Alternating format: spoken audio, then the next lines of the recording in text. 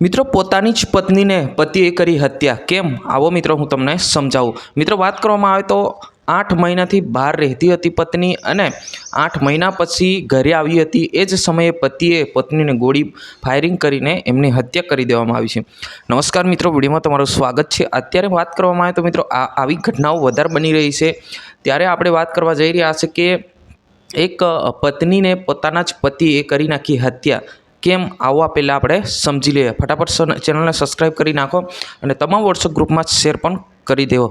હવે આપણે વાત કરી લઈએ કે જે પત્ની હતી એ પતિને એવું કહીને ગઈ હતી કે હું મજૂરી એટલે કે મજૂરી કરવા માટે બહાર જઉં છું એવું કહીને ગઈ હતી, પરંતુ પતિએ શું કર્યું? પત્ની ગુમ થઈ ગઈ છે એમ કરીને જે પતિ જે છે એ પત્નીની ફરિયાદ પણ કરાઈ, જે પોલીસ સ્ટેશને ફરિયાદ પણ નોંધાઈ કે મારી પત્ની જે છે એ ગુમ થયેલી છે, આ રીતના ફરિયાદ પણ કરેલી હતી। પછી 8 મહિના પછી એ પાછી ઘરે આવે છે।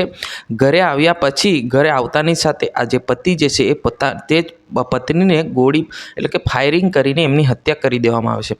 હવે મિત્રો તમે વિચાર કરો કે જ્યારે આ પત્ની બહાર જતી હતી ત્યારે કોઈ કામ માટે નોકરીયાર્થ યા કે કોઈ કામ માટે કે અન્ય કોઈ મજૂરી કરવા માટે પણ જતા હોય છે। એ જતી વખતે આ જે પત્ની જે છે એ કહ્યું હતું કે હું બહાર ગામ જાઉં છું મજૂરી કરવા યા કે નોકરી કરવા। હવે કહીને તો ગઈ હતી, તો પછી પતિને આ ફરિયાદ નોંધાવવાની શું જરૂર હતી?